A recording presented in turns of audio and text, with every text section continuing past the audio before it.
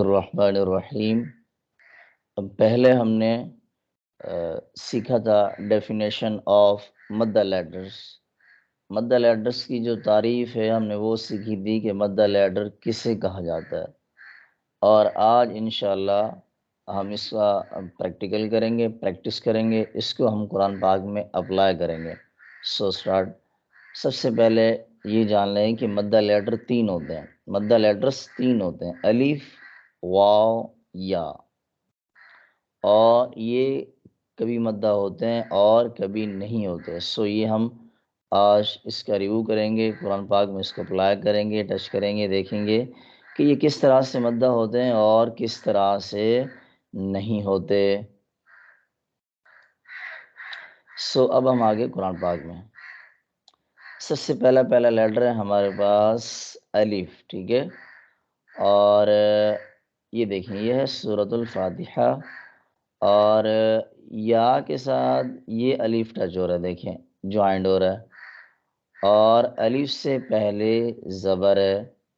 تو مدہ لیڈرز کی جو تعریف ہے اس میں یہ چیز ہے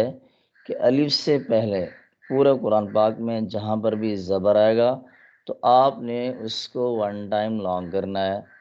اس طرح آپ ریڈ کر سکتے ہیں اس کو، ایاک، یعنی یا کو ون ٹائم لانگ کریں گے بیکاز یا سے پہلے والے لیٹر کے اوپر، الف سے پہلے والے لیٹر کے اوپر زبر ہے، اس لیے ہم یا کو ون ٹائم لانگ کریں گے بیکاز الف مدہ لیٹر ہے۔ اور اسی طرح سے سیکنڈ لیٹر جو ہے ہمارے پاس وہ ہے واو۔ واو کو بھی ہم چیک کریں گے کہ کس طرح سے مدہ ہوتا ہے اور کس طرح سے نہیں ہوتا۔ اب دیکھیں یہ واو ہے، یہ واو مدہ نہیں ہو سکتا کبھی بھی۔ واو کے ٹاپ کے اوپر جوائنٹ سائن ہو، یہ جو واو کے ٹاپ کے اوپر یہاں پر زبر ہے نا، یہاں پر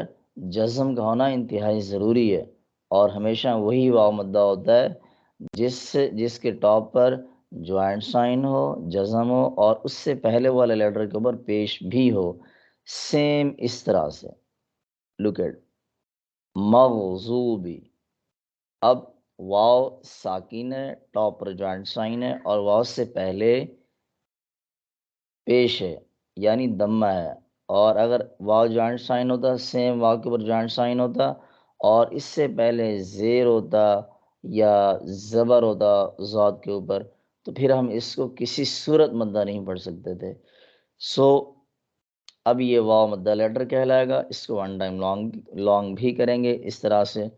مغضوب علیہم، اور تھرڈ لیٹر ہے لین، یا، کہ یا کس طرح سے مدہ ہوتا ہے۔ اب ہم وہ چیک کریں گے۔ یہ دیکھیں یہ یا ہے، اور یا کے ٹاپ پر جوائنٹ سائن ہے یعنی جزم ہے، اور واو سے پہلے والے لیٹر کے پاس جو سائن ہے وہ ہے کسرہ کا، تو یہ بالکل مدہ لیٹر ہے، یا ساکن بھی ہے، یا کے پاس جوائنٹ سائن بھی ہے، اور یا سے پہلے زیر بھی ہے یعنی کسرہ بھی ہے۔ جتنا ہم نے لیٹر پڑھا ہے مدہ لیٹرز 3 واو الف یا، تو جب ہم ان کو جج کریں گے تو واو اور یا ان دونوں کے پاس جوائنٹ سائن یعنی جزم کا ہونا بھی ضروری ہے، اور ان سے پہلے والے جو لیٹرز ہوں گے ان کے اوپر ہم سائن چیک کریں گے یعنی زبر زیر پیش، یہ چیزیں چیک کریں گے۔ اور یہ دیکھیں اب یہ یا ہے، یا کے پاس جوائنٹ سائن ہے، لیکن اس سے پہلے والے لیٹر کے اوپر یعنی غین کے اوپر زبر ہے، فتحہ ہے، اس کو کسی صورت لانگ نہیں کریں گے، اور نہ ہی یہ یا مدہ لیٹر کہلائے گا۔ ہاں اگر یا سے پہلے غین کے نیچے زیر ہوتا، جس طرح یہ دیکھیں یہاں پر ہے ولا ضالین میں ہے، لین میں، تو یہاں پر جس طرح سے یا ساکن ہے اور یا ساکن سے پہلے والے لیٹر کے اوپر زیر ہے، اس کو ہم